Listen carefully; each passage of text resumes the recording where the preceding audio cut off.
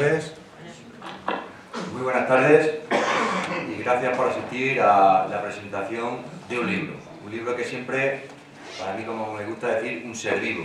Aunque lo tengamos y lo manoseemos y lo leamos y aprendamos, y es algo que no tiene más movimiento que el que le hagamos nosotros con nuestras manos, con nuestra mirada, con nuestras palabras, en definitiva, con los conocimientos que adquiramos con su lectura. Es un ser vivo y eso es siempre un motivo de satisfacción. Encantado que en nuestra Casa de Cultura, y porque es oriundo de Almadén, presentación del libro Apuntes sobre el campo de Calatrava y la encomienda de Castillera de Almadén, de Rafael Mata Sánchez. Gracias. No me dé las gracias, te las tengo que dar yo como alcalde, estoy seguro en nombre de todo el pueblo, por el encomiable trabajo seguro que lleva detrás la escritura de un libro con los antecedentes que has tenido que buscar y lo que en él nos has querido y nos quiere transmitir a todos. Me acompañan en la mesa Emiliano Almansa Rodríguez, presidente de Mayasa, bienvenido Emiliano, y Ángel Hernández Sobrino, geólogo por vocación profesional, pero amante de la historia y de todo lo que es el patrimonio de nuestro pueblo, de las minas, de la comarca, y no solamente del patrimonio minero metalúrgico, sino del patrimonio natural, medioambiental y de todo aquello que supone un tipo de riqueza para que podamos compartir entre todos nosotros. Yo voy a ser muy breve porque quiero empezar, y he empezado dándole las gracias al autor, dándole las gracias a las dos personas que nos acompañan, por supuesto a todos ustedes y también a la excelentísima Diputación de Ciudad Real, que hace un trabajo excelente a través de su imprenta y a través de la posibilidad que nos da a los ayuntamientos para que autores locales, cada uno en su pueblo lo puede hacer perfectamente, pues tenga la posibilidad de editar un libro. Yo creo que ese es el camino a seguir, la colaboración entre las administraciones, dar la posibilidad tanto a personas particulares como a cualquier tipo de asociación de nuestro municipio que así lo ha solicitado, y en este caso, bueno, es un libro, pero podría ser cualquier edición de cualquier otra cosa en lo que yo entiendo, como decía antes, que las administraciones debemos estar. Debemos estar para servir a los ciudadanos y en este caso, qué mejor motivo, o uno de los mejores motivos, que es cuando algo sale de la cabeza y va de la cabeza a las manos y de las manos a un papel para transmitirnos algo. Así que, de antemano, enhorabuena, Rafa, y espero que tenga mucho éxito, todo el éxito aquel que estoy seguro que cada uno y cada una de las que estamos aquí pues está deseando. Muchas gracias.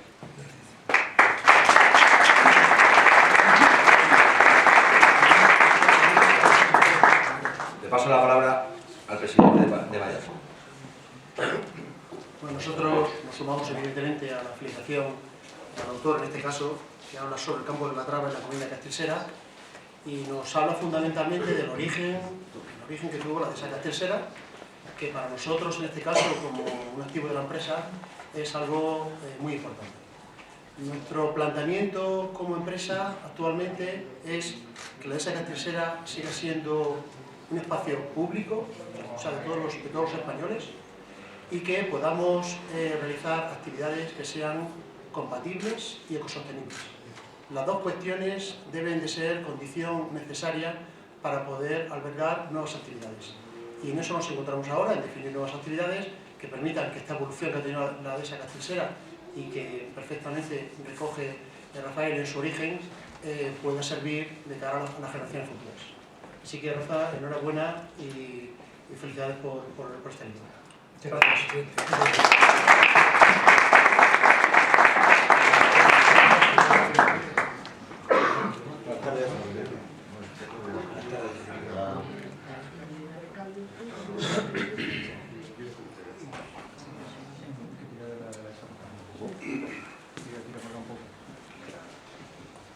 Creo que fue don Miguel de Cervantes quien escribió de alguien que era fluido de lengua y torpe de pluma. Y como mi caso es más bien al contrario, permitidme que lea unas pocas líneas que he escrito con motivo de este acto. Hace ya casi un año que Rafael Mata me pidió que leyera unos apuntes que había escrito sobre la historia de la Orden de Calatrava y la encomienda de Castillseras. Al principio me quedé muy extrañado por el asunto, pues conocía solamente a Rafa por su trabajo en obra civil cuando ambos pertenecíamos a Minas de Almadén. Me explicó que después de abandonar esta empresa había continuado trabajando por media España hasta su jubilación, que ya retirado había realizado la carrera de Derecho en la Universidad Nacional de Educación a Distancia, sede de Valdepeñas, y lo que me parece a mí más relevante, que se había aficionado a la lectura y al estudio de la historia. Pero volvamos a lo que nos ha traído hoy aquí, que es aquel manuscrito de 287 páginas que Rafa dejó una mañana en mi casa con el ruego de que lo leyera y corrigiera a fondo, pues era su primer libro, lo había escrito con gran ilusión y quería publicarlo cuanto antes. Me puse a ello e hice muchas correcciones y sugerencias, entre otras, aumentar y mejorar las imágenes para que el lector conociera mejor el escenario donde se desarrolla esta historia, el campo de Calatrava. El resultado final de todo este proceso lo recibí hace solo 4 días, así que no he podido verlo con detalle, aunque supongo que tanto esfuerzo habrá merecido la pena. En resumen, el libro trata en su primera parte de la Orden de Calatrava, una de las 4 órdenes militares junto a las de Santiago, Alcántara y Montesa, esta última heredera de los bienes de la de San Juan. Las órdenes militares lucharon esforzadamente en la Reconquista, constituyendo uno de los brazos poderosos de la monarquía en la Edad Media. En concreto, la Orden de Calatrava proviene de la Orden del Císter, la cual se ofreció a proteger la villa de Calatrava en 1158 por renuncia de los caballeros templarios a la defensa de la plaza, un año después de la muerte de Alfonso VII. El capítulo general del Císter aprobó por fin en 1164 la primera regla y forma de vida de la Orden de Calatrava. En ese mismo año, el Papa Alejandro III aprobó la creación de dicha orden, lo que ratificó el Papa Gregorio VIII en 1186. El territorio asignado a la orden como patrimonio de la misma era muy amplio, comprendiendo lo que se conoce como Campo de Calatrava. Su límite meridional va desde cerca del puerto del Muradal, cercano a Viso del Marqués, se dirige hacia Foncaliente y llega hasta Almadén.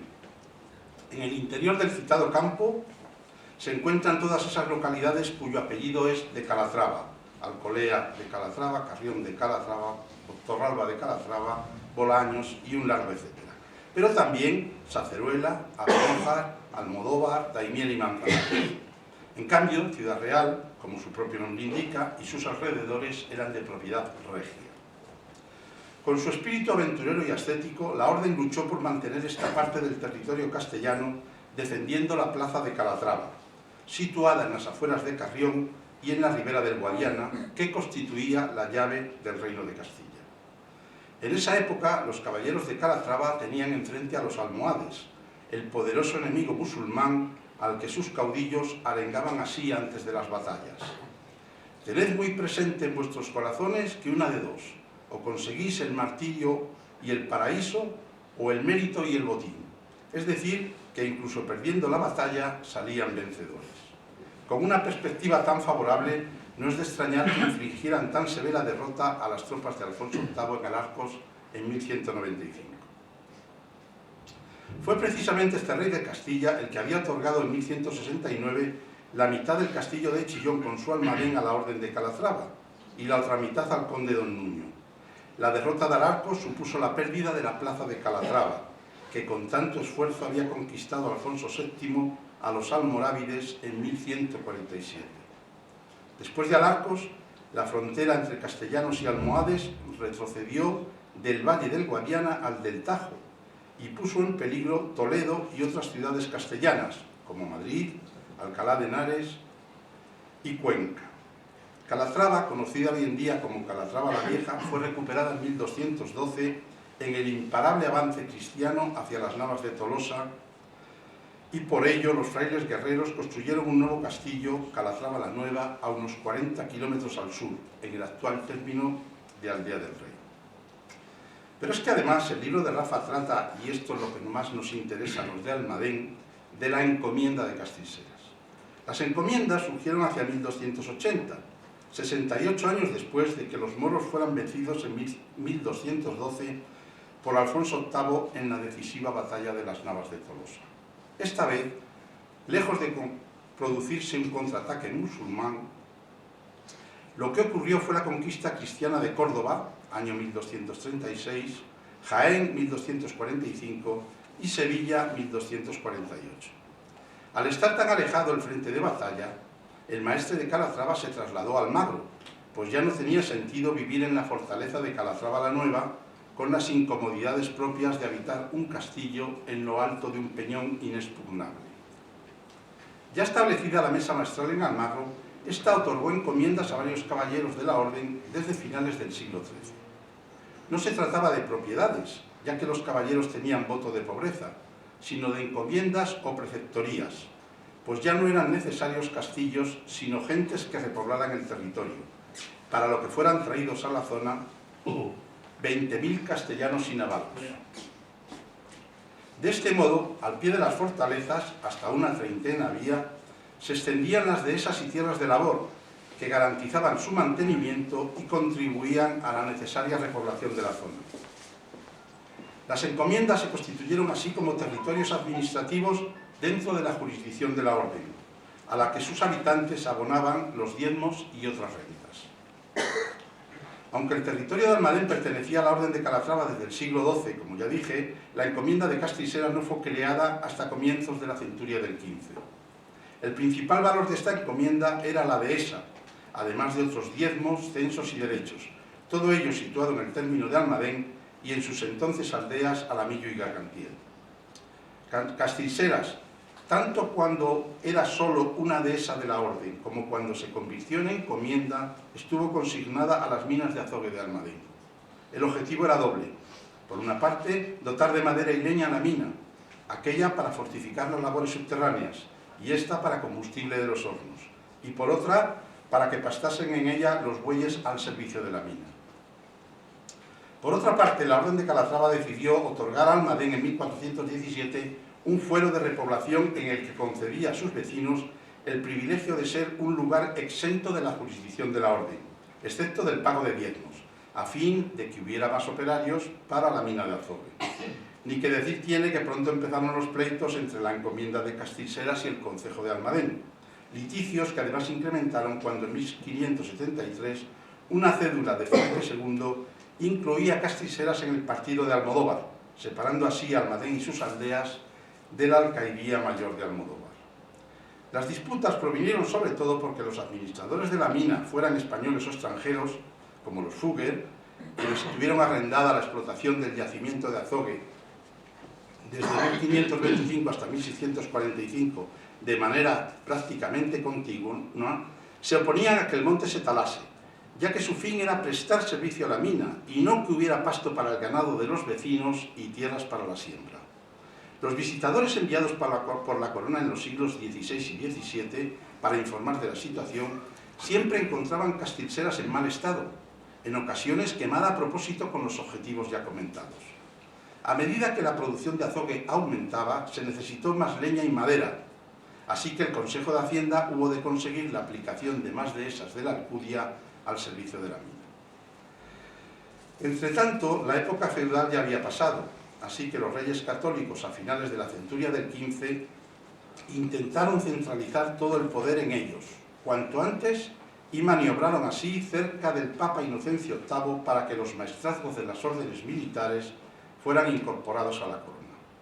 En el caso de Calatrava, se hizo a la muerte del por entonces maestre, Fray Garci López de Padilla, y esta vinculación vitalicia se convirtió en definitiva por bula papal de Adriano VI en 1523, quien había sido preceptor de Carlos I. De este modo, el patrimonio de la Iglesia pasó a ser administrado por la corona, la cual arrendó cuando quiso las rentas de los maestrazgos en dinero y en especie y la explotación de la mina de azogue.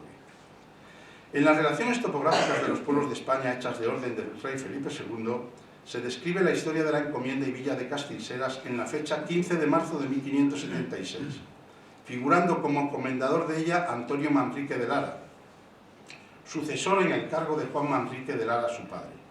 Otros datos indican que la tierra es caliente, llana y montuosa, abundosa de encinas, montes y jarales, es dehesa, tiene 16 millares, se pasta con ganado y suele valer un cuento y 100.000 maravedíes. Un cuento es 1.000.000, 1.100.000 maravedíes.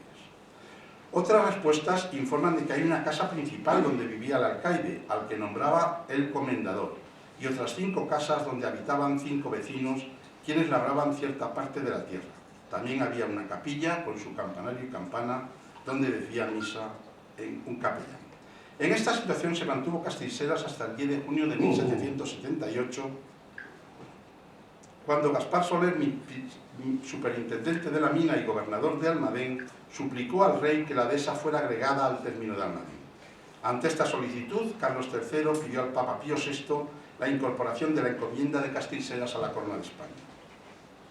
Pío VI aprobó la petición mediante un breve papal de fecha 11 de agosto y la encomienda de Castellseras se agregó e incorporó perpetuamente a la corona de España, con su territorio, jurisdicción, bienes, frutos y productos, rentas, derechas y acciones. Posteriormente, una Real Orden de 29 de marzo de 1780 mandaba que el superintendente de la mina, Gaspar Soler, tomara posesión de Castellseras en nombre de su majestad. De todos estos temas y con mucho detalle nos habla Rafael Mata en su interesante libro, así que no me queda más que agradecerle su esfuerzo por alumbrar nuevos datos e imágenes sobre el campo de Calatrava. Y a los presentes en este acto una recomendación, que con el libro de Rafael bajo el brazo visiten Alarcos, Calatrava la Vieja, Calatrava la Nueva, Almagro y otros lugares del campo de Calatrava. Un territorio de unos 12.000 kilómetros cuadrados, más de la mitad de la actual provincia de Ciudad Real. De este modo comprenderán mejor nuestra historia, que como escribió Cervantes es émula del tiempo, depósito de las acciones, testigo de lo pasado, ejemplo y aviso de lo presente y advertencia de lo porvenir. Así que muchas gracias, Rafa, por ayudarnos a conocer el pasado de este territorio en estas centurias del Alto Medievo y de la Edad Moderna. Y quedamos a la espera de tus futuras contribuciones a los pasajes y paisajes de la historia. Muchas gracias.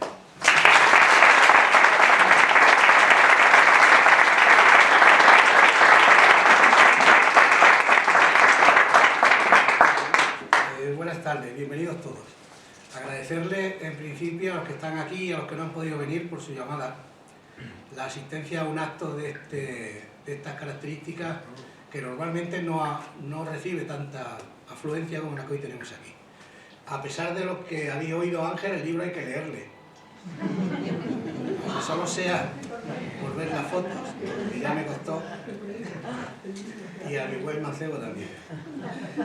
Veréis, la presentación de un libro siempre resulta el acto de culminación del trabajo de mucha gente, aparte del autor o su negro. Correctores, maquetadores, impresores y encuadernadores habrán usado todas sus habilidades para finalizar un producto y presentarlo al lector en las mejores condiciones posibles y con la máxima calidad posible. Este libro nace de una necesidad de calmar un cotilleo.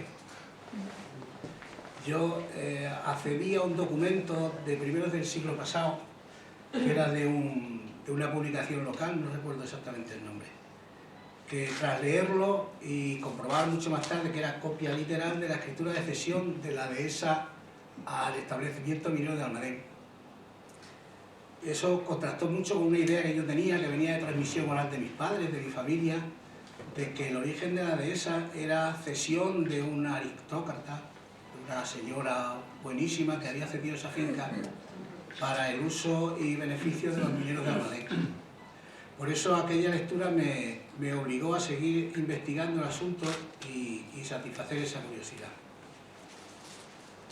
Si veis la bibliografía, observaréis que hay más de 50 títulos, bastante más de 50 títulos, que ha habido que leer para poder llegar a esta conclusión que hay aquí escrita. Casi todos los textos consultados están en la sección local de todas las bibliotecas. Por eso es muy importante que las bibliotecas mantengan, aunque parezca de poca importancia, los textos que escriben la gente de los pueblos. Los textos que escriben los niños en el colegio, los textos que escriben los profesores en los colegios, se guarden en esa sección local de las bibliotecas porque ayudarán en un futuro a mucha gente a resolver dudas como la que yo tuve en su momento. Libros y también artículos muchos, entre los que hay que reseñar sin duda escritos por mis compañeros de presentación, Emiliano y Ángel, ¿no? Sin dejar de citar a los clásicos, a Herbach y Buendía, Corchado Soriano, incluso el diccionario Amador. Al final, en mi mesa se acumularon cientos de notas, pero sin orden ni concierto. Había papeles por todos sitios y no encontraba el hilo conductor de cómo debía aglutinar todo aquello para que al final diera un mensaje que fuera claro y que resolviera todas las dudas que se pudieran presentar. De ahí esa consulta a Ángel en un principio, de cuando esto era un borrador. La dehesa, tal como la concebimos hoy, no se entiende sin su relación casi perpetua a las minas. Al igual que otras del Valle de Alcudia, otras dehesas del Valle de Alcudia, lo ha sido la minería de aquel entorno. Sobre esto se ha escrito mucho y bien, sobre Minas de Almadén, sobre la dehesa, sobre el Valle de Alcudia, sobre Sierra Madrona, se ha escrito muchísimo y todo bueno. Por eso el interés mío debía profundizar no solo en el enclave y el contexto histórico de lo que era la dehesa y su entorno, sino el resultado final de un proceso etnográfico y sobre todo económico que se fraguó con la reconquista de los terrenos fronterizos ocupados por el Imperio Almohade. Las tierras recién conquistadas pasaron a manos de la Orden de Calatrava, como ya os explicó Ángel, y se gestionarían principalmente como productores de rentas. Lo que pretendían eran rentas, tributos, tasas. Primero se empezaron a explotar con un heredado carácter agrícola musulmán y más tarde derivando a un aprovechamiento ganadero que competía con la aparición de la mesta y la explotación inicial de la dehesa del Valle de Alcudia y los territorios limítrofes por cabañas trashumantes que aportaban nuevas rentas y nuevos tributos. Para ello fue necesaria la transformación de nuestros campos. El adehesamiento se convertiría ya en una necesidad. Ganaderos, agricultores, mineros y constructores, cada uno por diversos motivos, así lo demandaban. Y así conocemos hoy la imagen de las dehesas. Originariamente no era así. Pero para que todo esto sucediera fue necesaria una cantidad tal de acontecimientos que es necesario retroceder en el tiempo para entender el porqué del destino final de nuestra dehesa. Por eso este libro se escribió al revés. Se empezó escribiendo sobre la dehesa para buscar anterior cómo había llegado a esa situación. Para incorporarse la dehesa como un inicial impulso atractivo de mano de obra y un potencial sanitario de esa mano de obra, la dehesa hubo primero de generar rentas, debía ser rentable. Esas rentas que gestionó una encomienda que resultó ser considerada entre las grandes hasta el punto de que se catalogó al mismo nivel que la obrería, la de Almodóvar del Campo e incluso la de Sevilla. O sea que nuestra dehesa ha sido muy, muy importante. Encomiendas que nacieron como resultado de compensaciones económicas que la Orden de Calatrava daba a aquellos caballeros que participaban en esas infiltraciones bélicas que se hacía contra el pueblo musulmán. Siempre ordenadas por la corona, claro, la corona de Castilla, que pretendía unificar todo esto. Este sistema de encomiendas fue haciendo desaparecer los anteriores enclaves de población que se conocían, que era el sistema de castillo y villa. Sobre todo porque el castillo y villa ya no tenía sentido, no había ataque, la frontera se había alejado y entonces no tenía sentido vivir encima de una cresta con un pueblo con muy pocos recursos, y esta gente empezó a bajar donde había productos, donde había dinero, donde se podía sacar tal. Pero anteriormente, para entender ese sistema de castillo y villa, fue necesario irnos todavía más atrás, a cómo se orientó el sistema de conquista y reconquista, y el territorio que resultó de ello había que consolidar. La corona de Castilla se rodeó entonces de nobles y de órdenes militares para desarrollar esa política bélica que culminaría con la conquista de Granada. La Orden de Calatrava se asentó, y recomendaba a Ángel la visita a estos sitios, y yo la recomiendo igualmente. Se asentó en nuestros campos: Caracuela, Larcos, Calatrava la Vieja, Salvatierra, Calatrava la Nueva y muchos otros serían enclaves estratégicos que irían consolidando esas conquistas.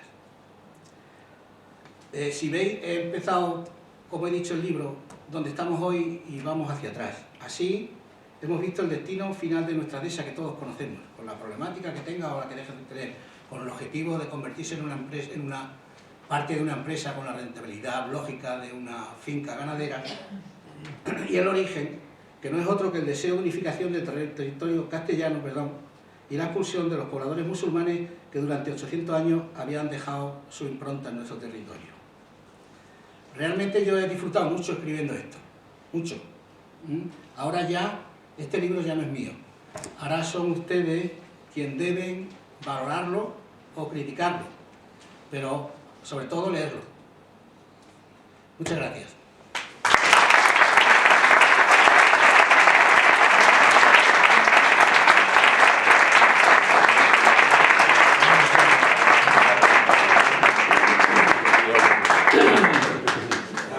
Muchas gracias, Rafa. Abrimos un turno para que, bueno, aquellas curiosidades que se hayan despertado a raíz de la intervención del presentador, del presidente Mayasa, de Ángel y en este caso del autor, que es el principal protagonista junto a lo que tenemos todos en nuestras manos, pues hayan suscitado.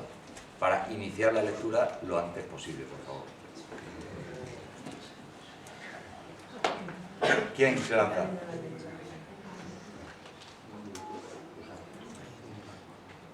Como va a acabar el Madrid la semana que viene, no lo sabemos, ¿eh?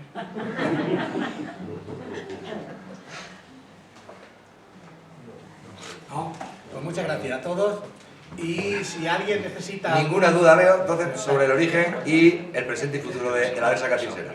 Muy bien. Si alguien Encantado. necesita algún libro, por favor se lo pedís a Andrés, que ya se ha marchado. Hombre, ¿cómo se llama Andrés? Oye, quiero especialmente darle las gracias a mi compadre Andrés, que tiene mucha culpa de que esto esté ahora en papel, ¿eh? Si necesitáis para algún familiar de fuera o cualquier cosa, se lo comunicáis a él y él intentará, si hay suficiente, espero que sí, que haya tanto. Dice un aplauso para Andrés.